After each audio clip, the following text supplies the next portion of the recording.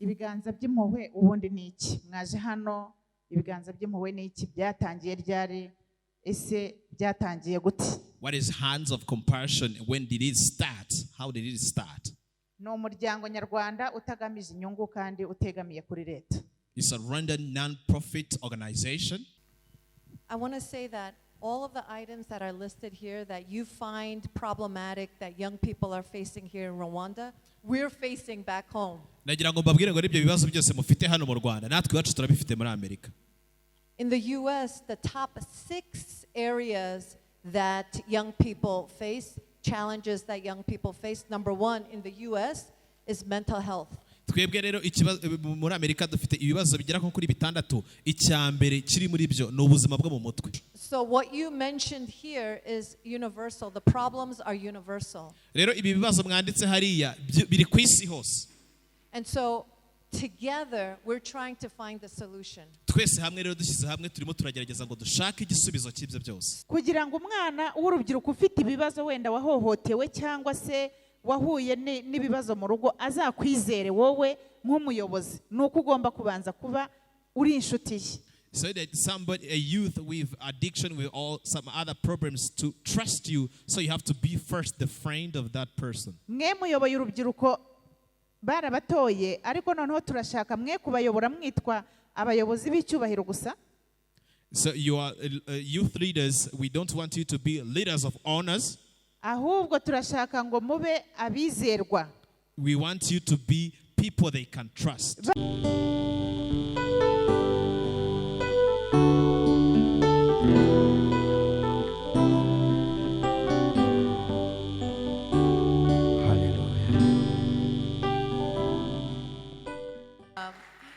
Thank you for allowing us to be here. We're grateful that we are able to sit with you today and to talk about something that is so important. We're talking about young people and how we can empower them and lift up the next generation. So thank you for being here. My name is Mia Chang.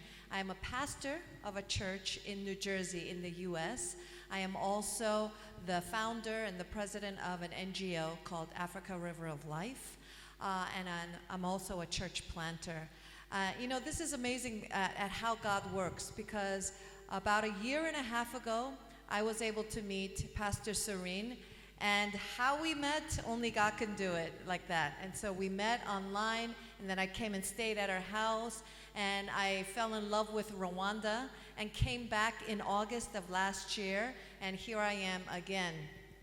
I am originally from South Korea. My family moved to the US when I was young. And so South Korean American meet Pastor Serene, a Rwandan, and here we are together serving God and being here with you. I met my brother Derek in Peru over 10 years ago. I met him there, and since then we have been good friends. And we have traveled together and doing mission together. So I'll let him introduce himself.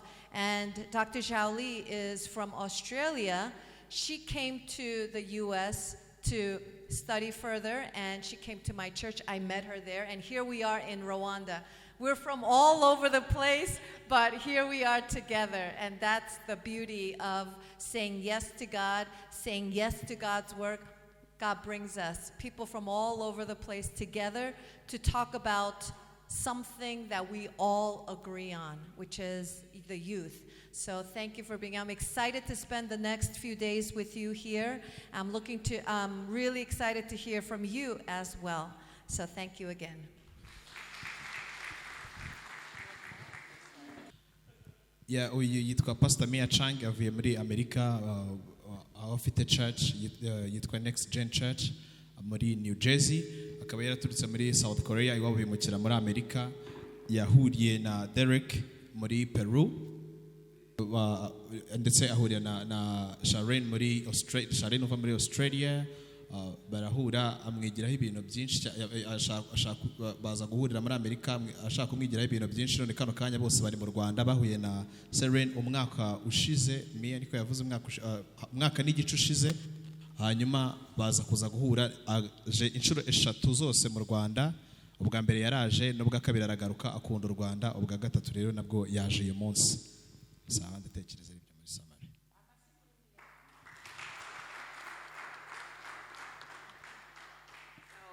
I probably won't add too much, but I want to send special warm greetings from Australians. Nagira ngo mbasuhuze rwose kubera mbaye intacyo z'abanya Australia. Originally, I was from China. Buri navukiye mu Bushinwa. I've been in Australia for 35 years. Maze muri Australia y'imyaka 35. The first year I was in Australia, I made a very important decision in my life. And from then on, my life changed. And I think as a young person, it's very important to find meaning of life.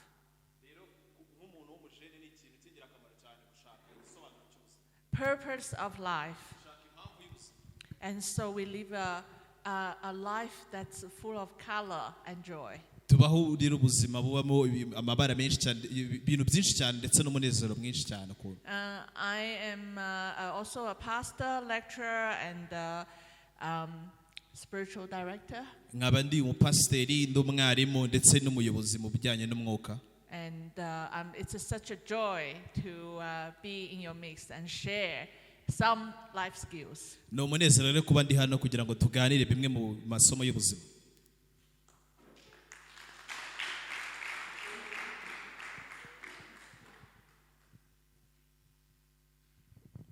Good morning. Mwaramutse neza. Hello, my name is Derek. Je nitwa Derek. And I'm honored to be here with you guys this morning. Ndanezerewe kuba ndi kumwe namwe hano muri iki gitondo. This is my second time in Rwanda. Ni ubwa kabiri ngeze mu Rwanda. And my second time seeing the amazing people that God has blessed here in this amazing facility. No bwa kabiri ngeze ngaha mu Rwanda kubona abantu beza Imana yahaye umugisha hano muri hano muri iki kigo. So today I'm just excited about what we're going to share with you this morning and this afternoon. Ndanezerewe rero ko tugiye kuganira byinshi cyane turi buza kuganira kuva muri iki gitondo kugera nimugoroba. That will hopefully impact this nation for generations and generations to come. Kuko bizagira ingaruka nziza bizagira umumaro mwiza ku bantu bari uyu munsi ndetse n'abandi bose bazaza. God bless you. Imana ibaho umugisha rero. Murakoze cyane barakoze rero mwabumvishije abari bo Mia twamenyanye nyine umwaka wabanje mu mpera za 2022 turaganira hanyuma rero mukundisha u Rwanda ararukunda amaze kurukunda aza mu Rwanda ubu ni inshuro ya gatatu agarutse mu Rwanda murumva yuko nyine yavuze ngo ari gukunda u Rwanda cyane. She's falling in love with Rwanda. Ari gukunda u Rwanda bwa mbere nyine twabanje gusura turazenguruka ahantu hatandukanye bwa kabiri tukorana n'urubyiruko mu tugari barakina umupira dukora n'igiterane hanyuma rero uyu munsi ni urubyiruko noneho rero mugiye guhura nawe ni umugisha kuri mwebwe baraza kuganira namwe ariko ibyo babigisha no kugira ngo namwe muzabyira turabibabwira namwe muzabikoreshe mu rubyiruko mugiye muhagarariye. Reka twakire rero ushinzwe urubyiruko abakire mu rwego namwe nk'umuntu ubahagarariye. Murakoze cyane. Mwaramutse. My name is Twishime Justin. I'm the National Coordinator of NYC. Before I proceed, I want to welcome our visitors. We have visitors here in Rwanda, and I think we are going to gain much more about you. We are going to about what we are going to share. Ndakeka abantu bari hano abenshi n'urubyiruko icyo nagira ngo mbashishikarize cyangwa se mbabwire nuko nukubaha ikaze kandi izi training tugiye guhabwa ngira ngo turi mu banyamahirwe ba mbere bagize umugisha wo kuyihabwa ntago ari urubyiruko rwo mu mirenge yose babona aya mahirwe so tuyabyaza umusaruro atugirira akamaro ku buryo unayavuyemo mu rugo bakubajije aho wari wagiye ibyo wakuyeyo wagira ibyo ubasha kubabwira. Icyo tubijeje rero ni uko amahugurwa ari bugende neza kandi tugerageze kugaragaza morale, tugerageze kugira isura yishimye, sibyo? Aya ni amahugurwa y'iminsi 2, n'uyu munsi tukazagaruka ku wa gatanu dusoza, wenda Serena araza kubinyuramo neza anatubwire wenda n'impamvu y'aya mahugurwa, ariko agira ngo mbahe ikaze kandi nizeye yuko mwe twatoranyije ufite ubushobozi bwo kumva ibyo turi buhabwe no kuzabishyira abandi. Ndakeka uko turi hano nta muntu utarayize segonderi ngo ayirangize arimo. Icyongereza rero nicyo batera ubwoba. Batweretse na translator, wenda araza kugenda dufasha aho biri buze kugorana, ariko tugerageze kumva kugira ngo bizatugirire akamaro. Agira ngo mbashimire amahugurwa meza. Harakoze Justin. Amahugurwa yacu yo kubahamagara nk'urubyiruko no kugira ngo tubashe kubahugura nk'abantu namwe, tubaho ubumenyi mbese tubigisha uburyo ki bahugura abandi. So the reason why we called you is to give you skills so that you can also empower other youth.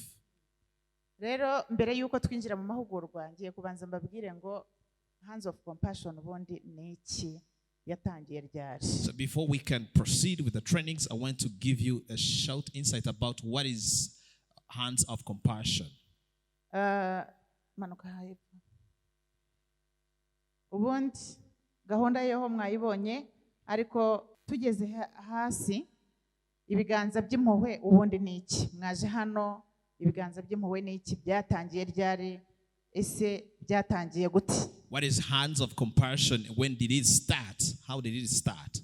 No muryango nyarwanda utagamije inyungu kandi utegamiye kuri leta. It's a Rwandan non-profit organization. No muryango watangiye kera, utangira ari igitekerezo twagize, ngewe numva ngize umuhamagaro wo kuba nafasha abantu batishoboye, abantu babakene. It started as a thought I was having to help vulnerable people, poor people. Tugiye natangiranye n'abagore hariya mu Kagarama aho dutuye. I started with women where I live. Tukabigisha gukora uturima tw'igikoni. We started teaching them how to do like small farms. Twitwaga ibiganza by'impuhwe. That time we were Hands of Compassion. Icyo gihe akarere ka Kicukiro kampa n'igishanga hari hepfo mu Kagarama kugira ngo tujye duhugura abo bagore. And the district gave me a farm, a swamp where we can train women. Rero abagore twarakoranye ndetse bamwe tubashyira mu matsinda yo kwizigamira, ubwo hari muri 2016. We worked with women and we regrouped them, we put them in the small groups of savings. Twakoranye guhera 2010 kugeza 2016. We started from 2010 to 2016 with these women. Tugeze 2016 turavuga ngo reka ibikorwa tubyagure, noneho tugende tujya no gusura n'abantu kwa muganga. In 2016 we took a decision of expanding our actions so that we can even visit people in the hospitals. Twasuye ibitaro by'i Masaka, tukagenda tukagaburira abarwayi, tukabaha ibyo kurya, tukabaha n'ibikoresho by'isuku. We went to Masaka Hospital, we visited those people, we gave them some hygienic materials. Tujya gusura ibitaro by'Inyamata naho tubaha ibiryo n'ibikoresho by'isuku. We went to Nyamata also, we gave them food and some materials. Muri 2017. Nyuma ya 2017, 2018 twaje kujya gusura ibitaro bya Ririma ku bana bafite ubumuga, naho tugirana nabo ibihe byiza, turasangira, tubashyira ibyo kurya, tubaha n'ibikoresho by'isuku. After 2017, we went to visit Lirima Hospital where the children with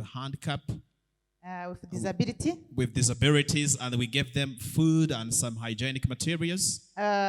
Bigeze 2019 turavuga ngo ariko uyu muryango aho kugira ngo tujye dukomeza tugenda igihugu cyose, kuko hari n'igihe twagiye Muhanga tukakira umugabo witwa Ndahimana na Risisi, mwe muri bato mushobora kuba mutamuzi, wari ufite ibintu by'ibiguru bibyimbye ukuntu, twagiye kumwubakirayo inzu.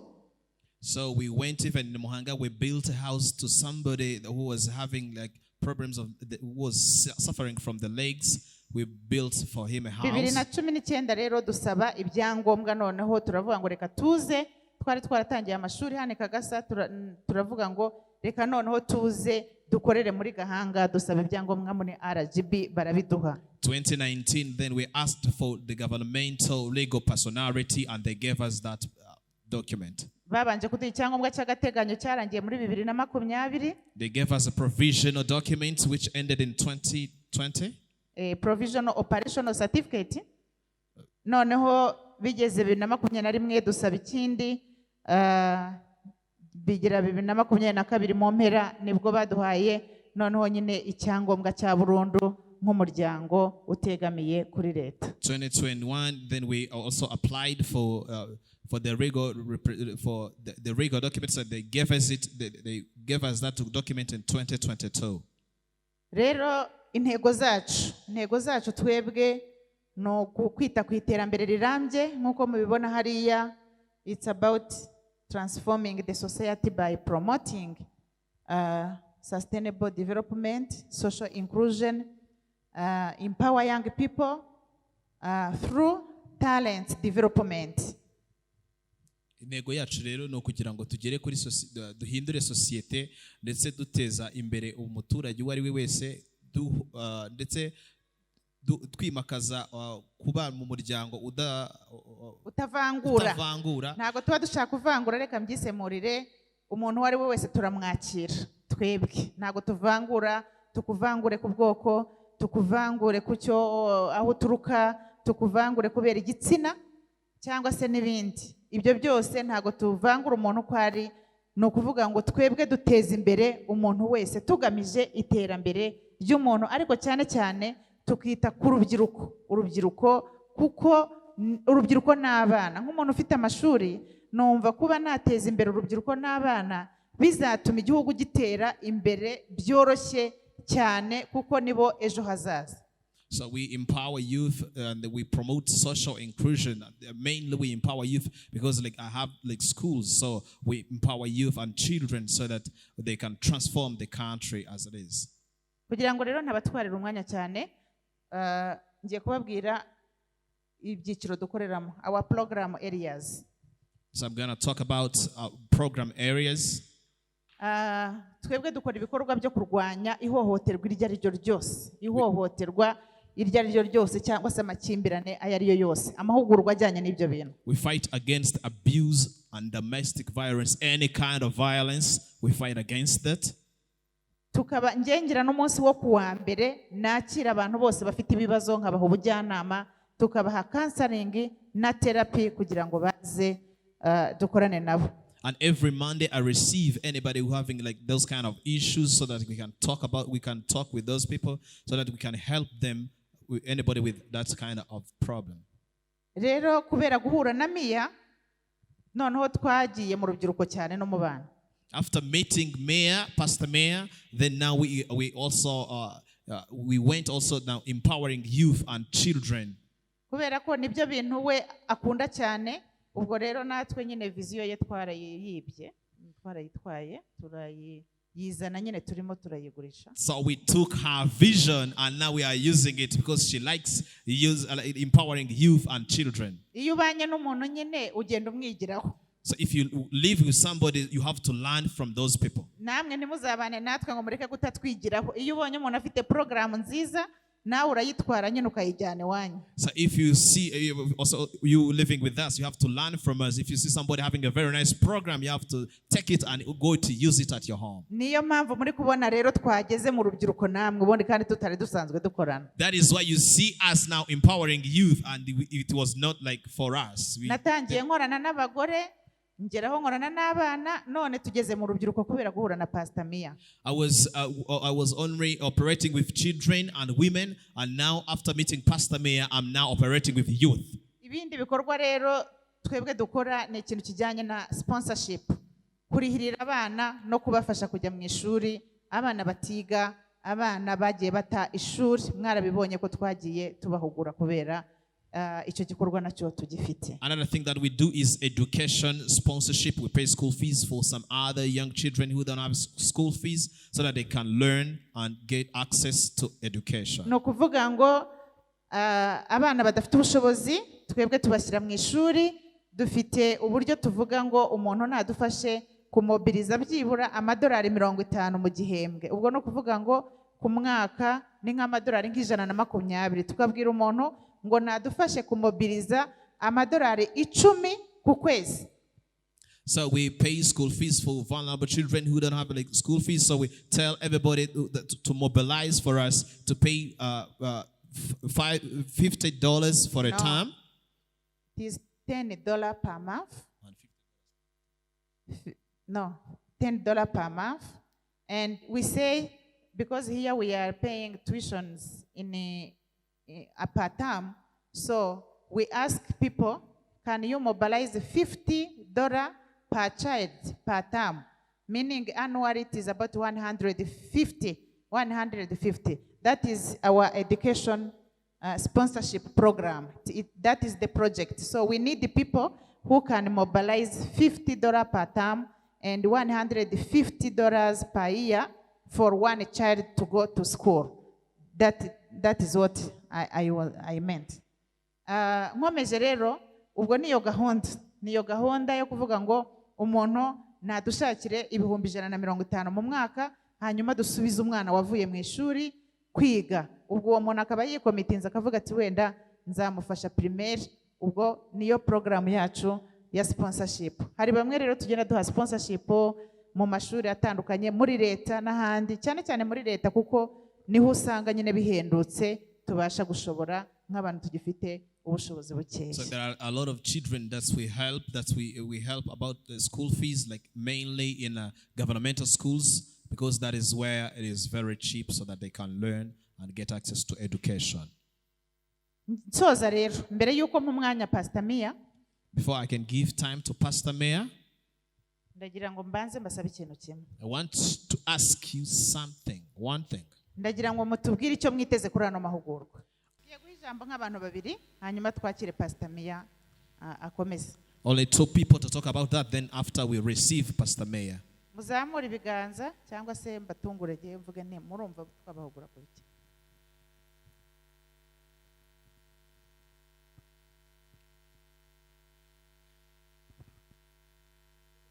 Murakoze, nitwa Amahugurwa Delphine, nkaba ndi mu bayobozi b'urubyiruko ku rwego rw'umurenge wa Gahanga. Ntago njya kure y'ubusobanuro mwamanje kuduha n'ibikorwa mukora, ahubwo njyewe byo uburyo mbasha kubona ko mugiye kuduhuguramo ni uburyo natwe urubyiruko twagira uruhare muri ibyo bikorwa by'impuhwe, byo kugira impuhwe no gufasha abo tubana nabo cyangwa n'urubyiruko muri rusange tuyobora, uburyo natwe twagiramo uruhare. Ubwo rero izo training turatekereza ko mugiye kutubwira uburyo natwe nk'urubyiruko twagira uruhare, by'umwihariko mu murenge wacu dutuyemo n'utugari, tukagira uruhare rwo muri ibyo bikorwa tubishoboye kandi tubizi neza. Murakoze.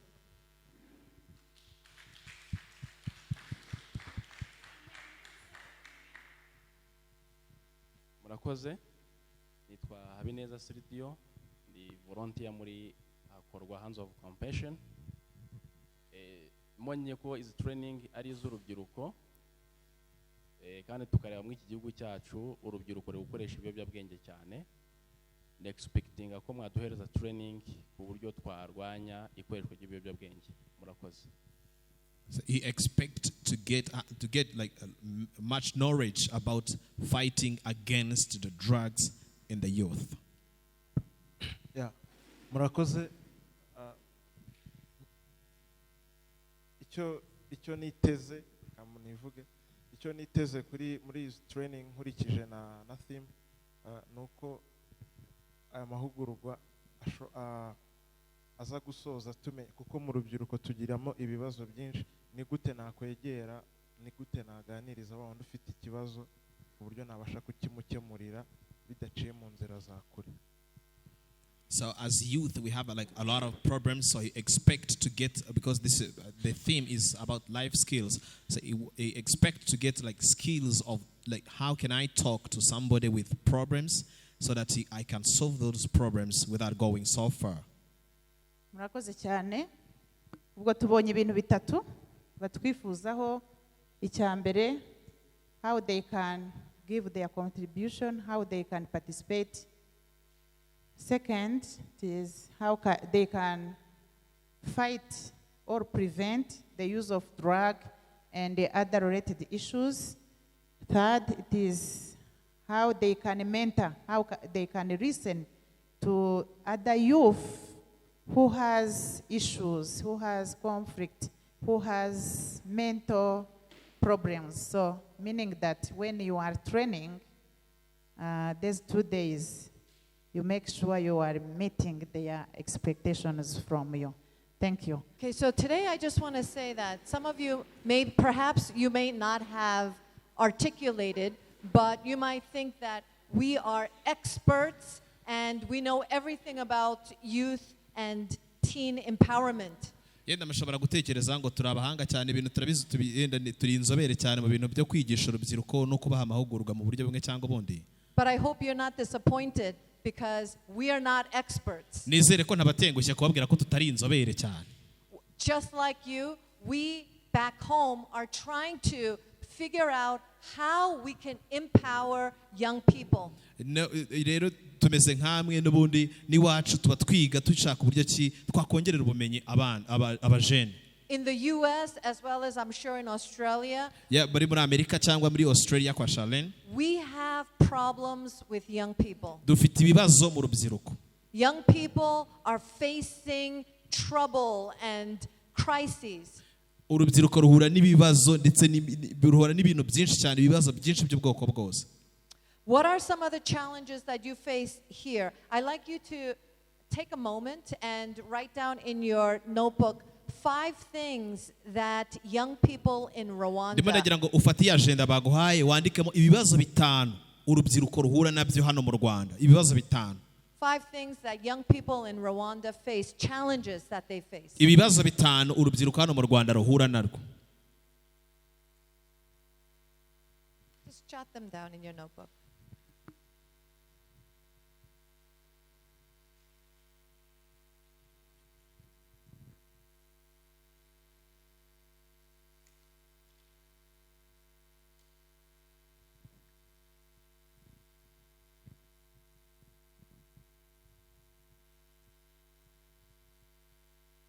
Some of these down on the Bimwe muri chart. ibyo bibazo ndatekereza dushobora kutoramo umuntu akabyandika hariya, akabyandika kuri flip chart. If somebody can help me to write down. Hagize umfasha akandika hariya kuri flip chart byaba byiza cyane kurushaho. Yeah. Okay, could you share some of them? What are some of the challenges that young people face? Mwatangira rero mukambwira ibibazo urubyiruko rwo mu Rwanda mubona ruhura narwo.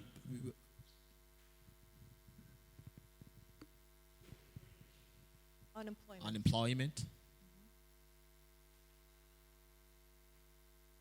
Anybody else? Ntawundi. Come on, don't be shy. Mwe kugira isoni ariko muvuge nta kibazo. Yeah. Lack of jobs. Yes. Drug abuse.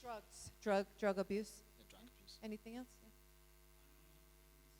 Unwanted pregnancies. Okay. Anything else? Yeah. Social media. Social media. Okay. Social media. Yes. Family conflicts. Good. Depression. Yes. Violence. Okay. These are great. Is there something that we didn't? Yes. School dropouts. We'll get all those. Thank you for sharing that. Barakoze cyane kubimbwira ibyo byose. I want to say that all of the items that are listed here that you find problematic that young people are facing here in Rwanda, we're facing back home. Nagira ngo mbabwire ngo ibyo bibazo byose mufite hano mu Rwanda natwe iwacu turabifite muri Amerika.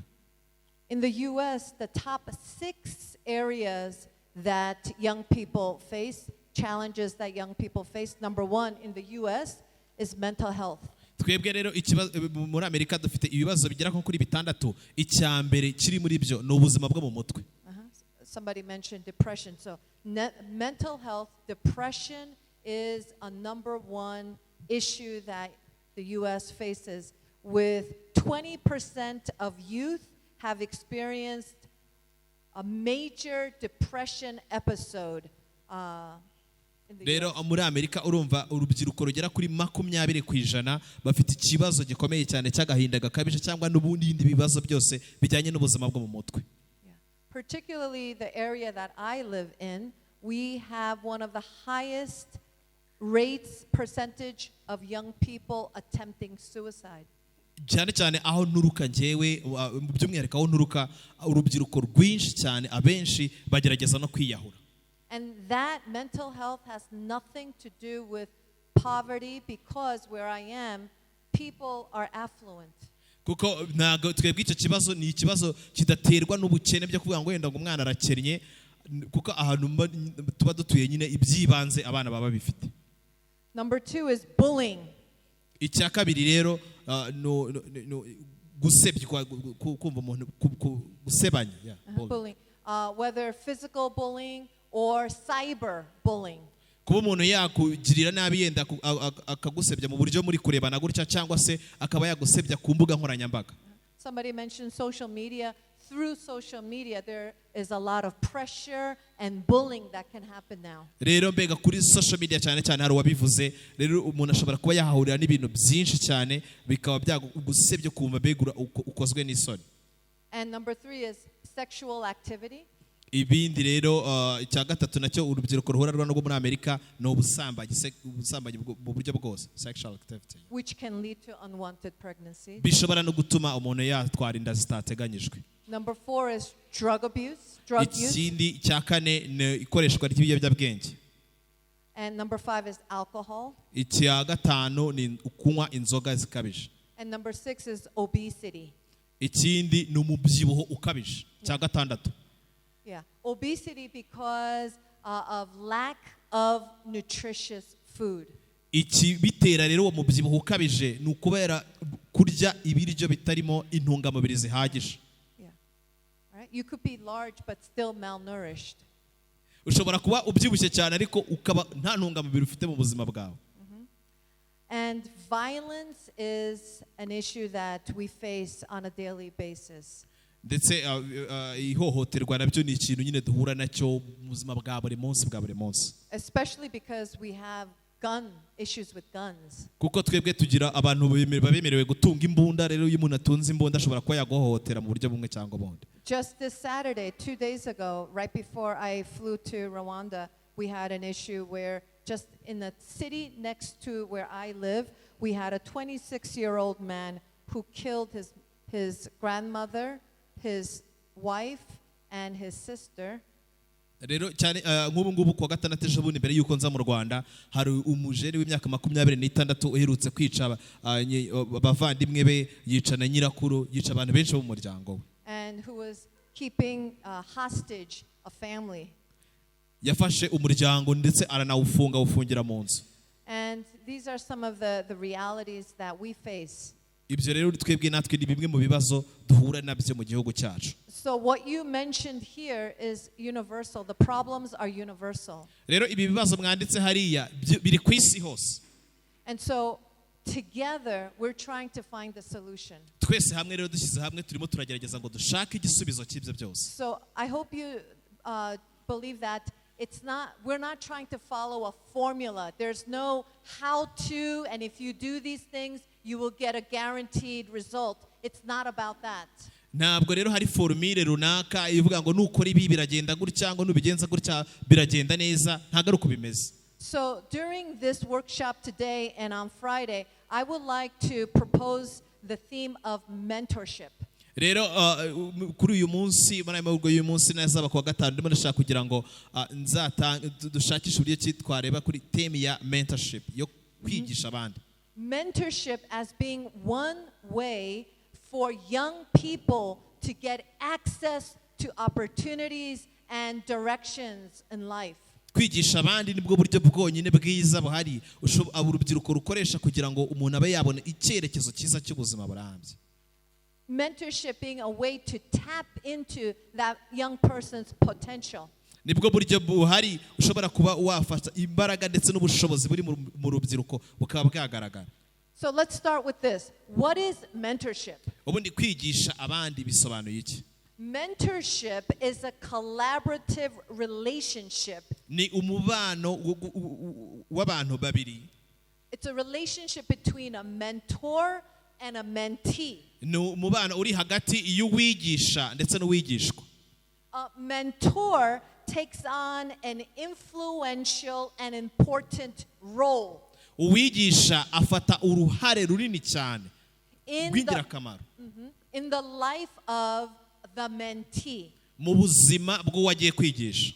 Mentor is usually older and more experienced. Uwigisha akenshi aba afite experience ndetse anakuze kurusha uwagiye kwigisha. Mentee is someone who is less experienced and often younger. Ndetse uwigishwa we bimusaba kuba aba adafite experience ihagije ndetse ari na muto kuwo uri kumwigisha. What we're proposing the next 2 days is a mentorship that is holistic. Rero icyo dushaka kwiga muri iyi minsi ibiri ni iyo myigishirize ariko yagutse itareba ku ruhande rumwe runaka. A mentorship that addresses the whole totality of the human being. Iyi myigishirize ireba abantu bose ikiremwa muntu cyose aho kiri. Addressing the mind, the body, and the spirit. Bikahera mu bitekerezo ku mubiri wawe ndetse no mu mwuka muri wowe. Because a human being is not just the mind, it's not just the body, not just the spirit, but all together makes up the human being. And so this mentorship addresses all that area. Kuko kuba umuntu ntago bisaba ibitekerezo gusa cyangwa umubiri wawe gusa cyangwa se umwuka gusa, ahubwo nibyo byose bifatanyiriza hamwe kugira ngo umuntu abe yuzuye. So this idea of mentorship came about from last year when we had the soccer tournament. Icyo gitekerezo rero cyo kwigisha kuri iyi ntego cyaje ubwashize ubwo twari dufite amarushanwa y'urubyiruko. That soccer tournament, I was so amazed and just blown away by. Naranezerewe cyane rero ndebye amarushanwa yakozwe umwaka ushize y'urubyiruko, naranezerewe cyane numva ngize umunezero mwinshi. So hundreds of young people in different parts, the different sectors came together and played. Kubona urubyiruko rugera mu magana n'amagana rwari rwaturutse hirya no hino bakaza bakajya ahantu hamwe ubundi bagakina. You know, young people can get together, but when young people get together, sometimes it's not always good. Urubyiruko ndabizi rujya ruhura ariko akenshi na kenshi urubyiruko ruye ntago baba bagiye gukora ikintu cyiza. But young people came together to play together and enjoy one another's company. Rero icyo gihe naranezerewe kubona abajene baturutse hirya no hino baje gukina ndetse no kwishimira buri wese yishimira mugenzi we. It was a positive competition. Ryari irushanwa ryiza cyane. And I remember on the final day when we gave the trophy to the winning team. Ndabyibuka ubwo twatangaga igikombe ku ikipe yatsinze ku munsi wa nyuma. Oh, you could not have imagined the faces and the excitement. Ntago wakitekereza uburyo cyane nabonaga abantu banezerewe bishimye. Were you, most of you, any of you there last year? Hari abari bahari umwaka ushize muri mwebwe. It was wonderful. Byari byiza byari byiza. And so the soccer tournament is happening again this year. Rero aya marushanwa yarabaye nanone uyu mwaka. And some of you are coaches. Bamwe muri mwebwe babaye aba coach. And so the question came, what do we do with these young people who are so excited about coming together? Amarushanwa rero ari kuba twaratekereje ngo niki twakorera aba bajene bahora iteka ryose bahura bagahura. These are young people who are looking for something more. Kuko ni abajene bakeneye ibirenze ku byo bafite. So how can we empower them so that they can thrive? Ni gute rero twabongerera ubushobozi kugira ngo barusheho kwaguka cyane. So I want to suggest that mentorship is that one way for our young people to be connected to people who care about them. Rero iyo myigishirize nayo iri mu byo twateguye turavuga ati ni ikintu cyiza cy'ingirakamaro ku buryo umujene wamwongerera ubwo bushobozi ubundi bikamugirira umumaro mu buzima. So I want to tell you, just share a little bit about the details, some details about mentorship. Ndagira ngo rero babwire ibigize iyo myigishirize yo kwigira ku muntu. So what does a mentor do? What is the role of a mentor? Uwo umwigisha ubu kwigisha akora iki? Niki aba agomba gukora? A mentor provides guidance and wisdom and support in the growth of the mentee. abagomba kuguha ubumenyi ubushobozi ndetse n'ibindi bitandukanye mu mikurire yawe uri kumwigiraho. And this relationship is built on trust. Rero uyu mubano w'aba bombi ubagomba kubakira ku kwizerana And mutual respect. ndetse no kubahana. This is not about an older person telling the younger person what to do. So umuntu mukuru uza akakubwira umwana muto akamubwira ati kora ibi amutegeka gusa. It's about a mutual relationship of respect. Ni umubano wo kubahana no kumvikana. And this mentorship can happen one mentor to one mentee. Bisaba rero ngo abari abantu babiri umwe ku wundi. Or, and this is the way that I like to propose for us, is it could be a team mentorship. Birashoboka ariko nanone ko bishoboka ko byakorwa nanone mu matsinda mu itsinda. One mentor to a small group of young people. Akaba ari umwigisha umwe uri bwigishe abandi bantu benshi. So one mentor to maybe 6 to 10 youth. Akaba yafata ari umuntu umwe wafata abantu 5, 6 cyangwa 10. And for a certain duration of time, whether it is 6 months or to 1 year, they agree to meet together regularly. Bakaba bakiha igihe kingana nk'amezi 6 yo kujya bahura buri gihe. And so after the 6 months or a year, that there can be an evaluation. Nyuma y'amezi 6 cyangwa nk'umwaka hakaba habaho isuzuma ryo kureba ibyo mwagezeho. And to discuss the progress. Ndetse mukaba mwaganira no ko muri bukomeze mukora. And an agreement to further the mentorship. Ndetse mukemeranya niba koko bikenewe ko mwakomeza nanone kwigiranaho. Or to stop. Cyangwa mukaba mwabihagarika. So it's not a forever relationship. Kuko nago uwari umubano umaraho iteka ryose. The Bible tells us in Proverbs chapter 27:17. Rero muri Bibiliya mu migani 27 umurongo wa 17. As iron sharpens iron. Bavuga nkuko icyuma gityaza ikindi. So one person sharpens another. Niko umuntu atyaza nawe mugenzi we. So you know, in order for a knife to be sharp to cut, you have to sharpen it, right? Kugira ngo icyuma kibashe gukata neza bisaba kugira ngo ugityaze. So mentorship is that way. As iron sharpens iron, that the relationship helps to build and to lift up one another. Rero mentorship nayo nuko imera bisaba kugira ngo umuntu nkuko icyuma gityaza ikindi aba ariko nawe mugenzi wawe agufasha akwigishe akungura ubumenye mu buryo bumwe cyangwa. As a pastor, I'm going to share some biblical examples. Numvaga rero nabasangiza urugero rwo muri Bibiliya. Although the word mentorship does not appear in the Bible, nubwo iri jambo mentorship itanditse muri Bibiliya. The Bible is full of examples of mentorship. Ariko Bibiliya ifite ingero nyinshi cyane izibisobanura. Moses, who did he mentor? Mose ninde muntu yigishije kubasomye Bibiliya? Joshua. Yesua. Moses mentored Joshua. Moses yigishije Yesua. Who mentored Moses? Ninde se wigishije Moses? Jethro, his father-in-law. Jethro, sebukwe. Elijah. Who did Elijah mentor? Ninde muri Bibiliya Eliya yigishije? Elisha. Elisa. Eli. Who did Eli mentor?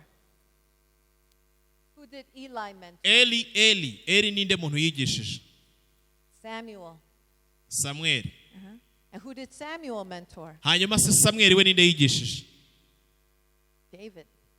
Dawidi.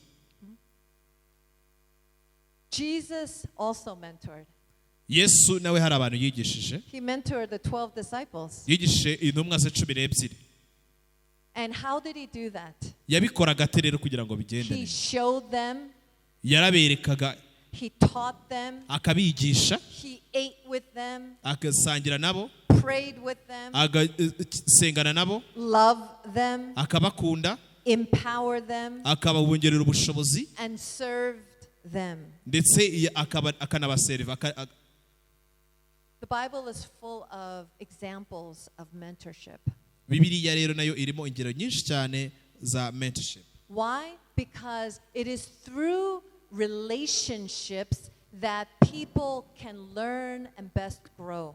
Kuko bisaba kugira ngo mube muri hari umubano mufitanye kugira ngo ube wabasha kwigira ku muntu runaka.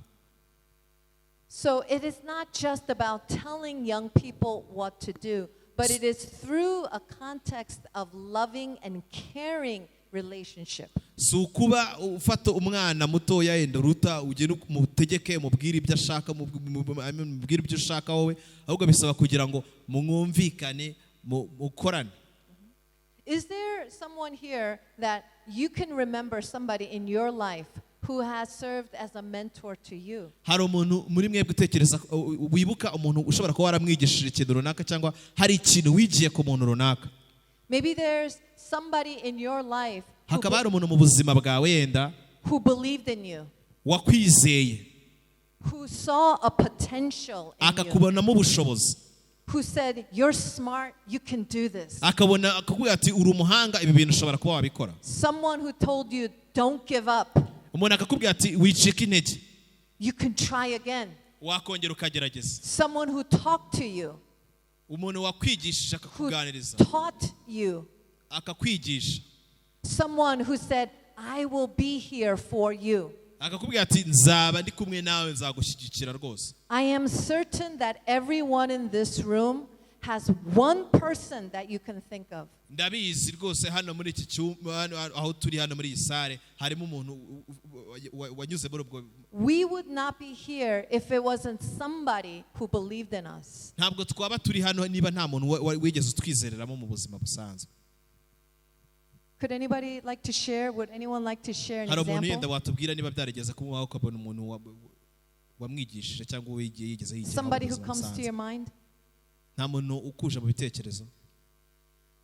Your teacher. Absolutely, yeah. You see, there's always someone who leaves a special mark in your life, who gives you the courage and the influence that you need to keep going. Hari umuntu iteka ryose mu buzima bwawe bufite guha imbaraga nyinshi cyane zo kugira ngo ukomeze utere intambwe ijya mbere. I had a pastor Njye nari mfite pasiteri when I was younger nkiri mutoya who saw potential in me, uwo mupasiteri yambonyemo ubushobozi, who taught me not just about the Bible, anyigisha ibintu byinshi cyane bitari muri Bibiliya gusa, but who taught me how to be a true Christian. anyigisha gusa ukuntu umuntu yaba umukristo mwiza. I saw my pastor pray. Najyaga mubona ari gusenga. Every morning I would, in the Korean church, we have something called the dawn prayer meeting. Rero muri iryo torero ry'abanyakoreya twagiraga gusenga amasengesho ya mu gitondo. That we meet at 6 o'clock in the morning Tugahura mu gitondo nka 12:00 at the church, ku rusengero. and we pray before we go to work or Tugasenga school. mbere yo kujya ku kazi cyangwa ku ishuri. And in that hour, I would see my pastor take his shoes off, Rero icyo gihe muri ayo masaha mu gitondo najyaga mbona pasiteri wanjye akuyemo inkweto, go to the altar, akajya kuri aritari, and he would pray for at least 1 hour. ubundi agasenga nk'isaha yose. I would see him put his forehead to the ground Najyaga mubona nkabona yubitse umutwe awushyize hasi kuri sima, and pray. nkabona ari gusenga. And so he showed me, Arangije arabinyereka, not just told me, yarabinyeretse gusa ntabwo yabimbwije amagambo, the importance of prayer. abinyerekesha ibikorwa umumaro wo gusenga. He taught me how to drive a van, a big truck. Anyigisha n'ukuntu batwara imodoka nini cyane. He said, if you want to be a pastor, you need to know how to drive a big van. Arambwira ngo rero niba ushaka kuba umupasiteri biragusaba kugira ngo umenye no gutwara imodoka kandi nini cyane. Because you have to pick up a lot of people and take them to different places. Kuko bizagusaba kujya gutwara abantu ubavana hamwe ubajyana n'ahandi. And one time when I knocked off the rear view mirror, Rero umunsi umwe nari ntwaye while I was driving, it broke. nari ntwaye rero ubundi ngira I ikibazo crashed. nkora impanuka. He didn't yell at me. ntabwo yansakurije He was not nagongesheje angry. imodoka. Nta nubwo yarakaye. He said, that's okay, it happens. Yarambwiye ati nta kibazo rwose, I have insurance. mfite ubwishingizi, nta kibazo, iri muri asiranse. So he taught me, he showed me, he walked with me. Yaranyigishije rero anyereka n'ibindi bintu byinshi cyane, turagendana muri urwo rugendo ngenda mwigiraho. And there are many people like that in my life. Kandi ngira n'abandi bantu benshi mu buzima bwanjye bameze gutyo. When I was in school, Kera nkiri umunyeshuri, when I felt as though as a woman I could not be a pastor, numvaga ndi umudamu, numvaga ntazaba pasiteri. I had a professor Nari mfite umwarimu who said, don't give up, wambwiye ngo wicike intege, keep going. komeza ugende. And that professor told me that I will need to study further Uwo muprofeseri yambwiye ngo rero ngo nkomeze nige, ngomba kwiga kandi nkiga cyane to get a doctorate, kugira ngo mbashe kugira doctor. to keep studying. Nkomeze nige. So there are people in your life who comes at the right time to walk with you. Hari abantu rero benshi baza mu buzima bwawe kugira ngo bagendane nawe urugendo rw'ubuzima. And without those people, you would not be here. Ubaye utaragize bene abo bantu rero bishobora kuba utakabaye na kano kanya uriho cyangwa uri hano. And so I'm proposing that mentorship is that opportunity for a young person to be empowered, will be encouraged to continue in his or her journey. Rero mentorship yakabaye ari uko urubyiruko dukomeza guterwa imbaraga tugashyigikirwa kugira ngo dukomeze urugendo rw'ubuzima. And perhaps God is calling all of us here in this room Rero hari Imana iri kuduhamagara twese hamwe muri iki cyumba to be that mentor, kugira ngo dutangire kano kanya noneho twigishe abandi bantu batabashe kugera hano, to make a difference in the life of a young person. kugira ngo mbega tugire itandukaniro turema mu buzima bw'abana bakiri batoya kuri twebwe. So I will stop here now. Reka ndekera aho ngaho nonaha. mwongere amashyi Pastor Mia.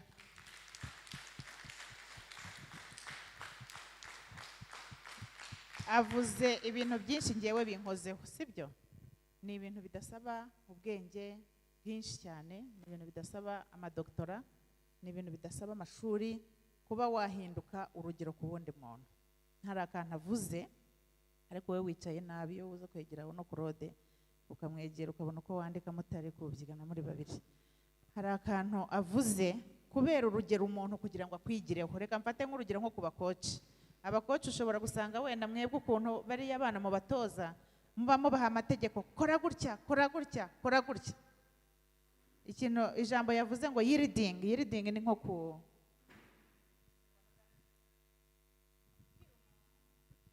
kubwira umuntu, ningiye ukunda kubatombokera. Nyine ubwira umuntu mukore gutya, mukore gutya, mukore gutya. Ariko ngewe sinzi niba mwumvishije mentorship nk'uko nayumvishije. Ubundi yakabahaye umwanya w'ibiganiro, kutagenda kutazama. Yakabahaye umwanya mukabivuga mu matsinda, muraza gusanga mufite abamenta benshi mu buzima bwanyu. So we will take like time for the group discussions. You will see that you have a lot of mentors in your life. Mugiye mukicara mu matsinda ubwanyu, When you sit in the groups yourselves, mukagenda mukareba mu buzima bwanyu ni bande mwigiyeho, muraza gusanga find ko hari abantu mwigiyeho ibintu mukora. Niba waravuze ngo ngiye kuba urubyiruko, ngiye kuyobora abandi, byanze bikunze hari umuntu watumye uvuga uti nanjye ngomba guhaguruka nkajya guhagararira abandi. if you chose to be a leader of youth, there is somebody who made you like standing in that place, in that Rero position. ntekereza ko ikintu nanone twizemo cyane nuko kubera umuntu umujyanama ntago ari ukugenda wowe umupakira mu ibyawe, ahubwo hagomba kuba icyizere hagati yanyu. So to be a mentor to somebody will learn that it's not like forcing that person. Kugira ngo umwana w'urubyiruko ufite ibibazo wenda wahohotewe cyangwa se wahuye n'ibibazo mu rugo azakwizere wowe nk'umuyobozi, nuko ugomba kubanza kuba uri inshuti ye. So that somebody, a youth with addiction, with all some other problems, to trust you, so you have to be first the friend of that person. Mwe muyoboye urubyiruko barabatoye, ariko noneho turashaka mwe kubayobora mwitwa abayobozi b'icyubahiro gusa.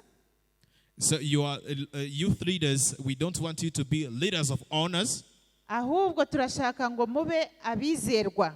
We want you to be people they can trust. ba bantu ufite uhagarariye barakwizera ku buryo agize ikibazo wenda yahuye tuvuge reka ntanga urugero yagiye nko gusambana akarwara imitezi cyangwa se akarwara ibindi bintu yakwizera akaza kukubwira ati mfite ikibazo iki n'iki. Do the youth you lead trust you so that when they have like any problem they can come to you straightforward?